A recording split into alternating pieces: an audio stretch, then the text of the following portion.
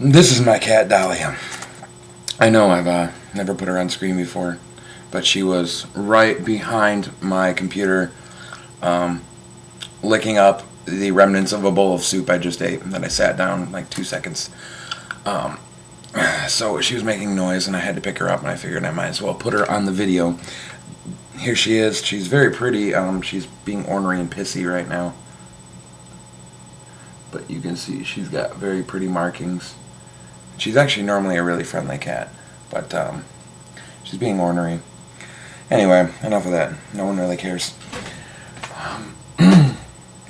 She may be in danger of death, actually, pretty soon. On the 1st of November, I will be moving in with my girlfriend, and this is probably going to be my last video at this shitty apartment.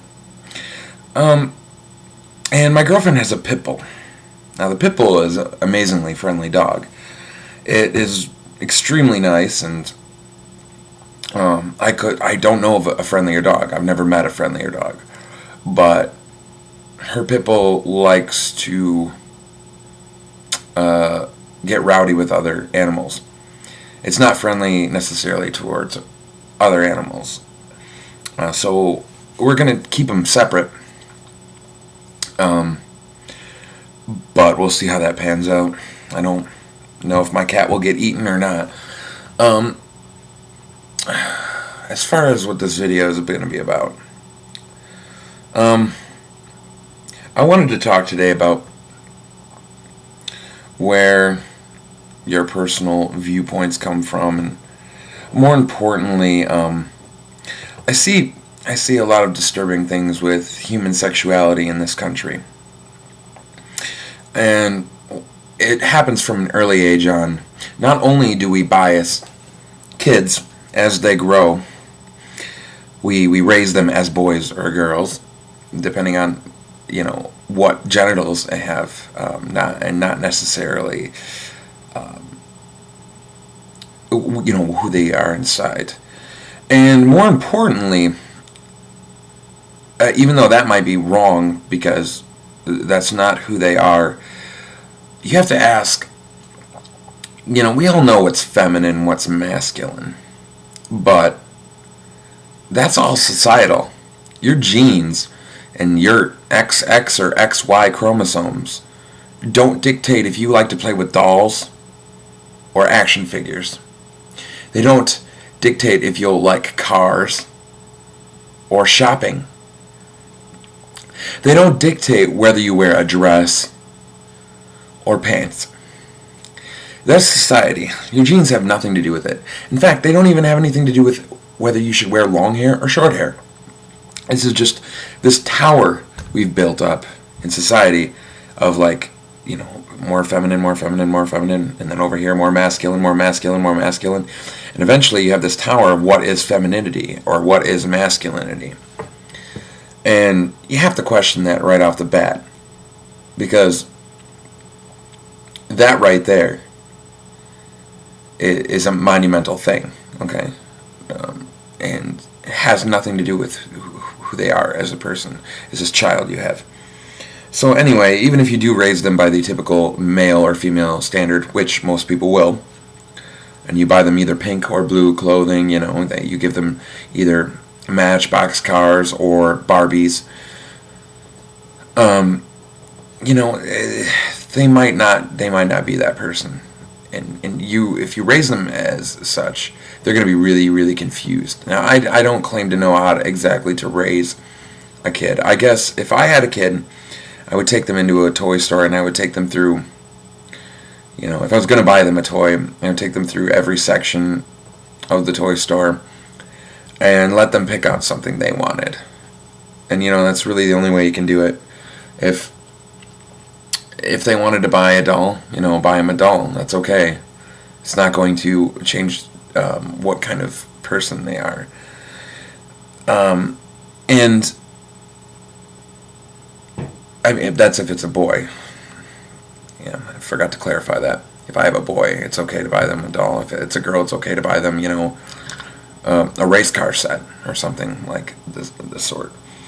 But maybe I could, buy them toys without their knowledge later on if I knew what they liked, if I found a trend of what they liked, and listen to what they liked in toys. I wouldn't have to have them with me all the time. I'm getting off subject here, though. And we have this sort of, you grow, and you grow before you even hit puberty as this masculine person or this feminine person, and it's forced down your throat.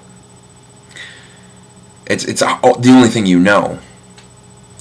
And once you hit puberty, everything becomes a lot more confusing. You may find that if you're a boy, you like other boys, or if you're a girl, you like other girls. Although most people do prefer the opposite sex. It would have to be that way, otherwise the human species would die out. But, it can be very confusing. Do you even know if you like the same sex? Now, especially now, so many people are openly gay that it's almost like, well, what do I like? I don't know what I like. Maybe I like boys. Maybe I like girls. Maybe I just like boys in certain ways. Maybe I just like girls in certain ways. It's very confusing. But then you have all the sexual repression, and that's really what I wanted to talk about. You have a sexual repression on a massive level. You can go pretty much anywhere and buy a rated R movie, and they will not card you. And it can be the goriest, nastiest, sickest, most violent, disturbing film ever. And they won't card you. You can watch this and everyone says it's okay. But how many times have you been around someone and they have a child and you're watching TV or you're watching a movie and nudity comes on? Now this can just be female breast, this can be, a butt, or this can be not even necessarily nudity, but just two people lying in bed, and it's sort of insinuating that they had sex or something like this. And the parent will reach over and cover the kid's eyes. Now this happened to me personally, but I've seen it happen to lots of other children. But they don't do it through the violence. In fact, we praise violence as a nation. Why do we repress sexuality so much? Violence can screw up somebody. Post-traumatic stress disorder. I'm sure you've all heard of it, also known as shell shock. When someone's been through extreme violence or some extreme situation, and that does include rape. I don't want to cross over the sexuality zone, but rape isn't about sexuality. Rape is about a power control. So it's a violent act, not a sexual act. It fuels itself through sexual means, but it is not inherently a sexual act. It is a forced violent act. So in the case of rape or, violence like a war or anything like that, anything violent, disturbing, can fuck somebody up for a long time, disturb them to the core. And yet, sexuality in and of itself has no harm on a person whatsoever. Nudity has no harm on a child. No child will be scarred from seeing someone nude. Or in a sex act. To tell you the truth, I'm going to be a little risque and say that there's nothing wrong with a child watching a pornographic videotape. Now that's tough to say because there's so many varieties of porn. It would have to be very straightforward porn. It couldn't be they couldn't get some weird idea that all girls love it when you come in their ear and then slap them and call them a whore. It couldn't be porn like that. It would have to be straightforward porn. And if we, I don't want to promote that, but I'm saying it wouldn't scar a child if they saw it. And as a nation, I just think that if we stop being so sexually repressed, we'd stop getting so many pedophiles or people who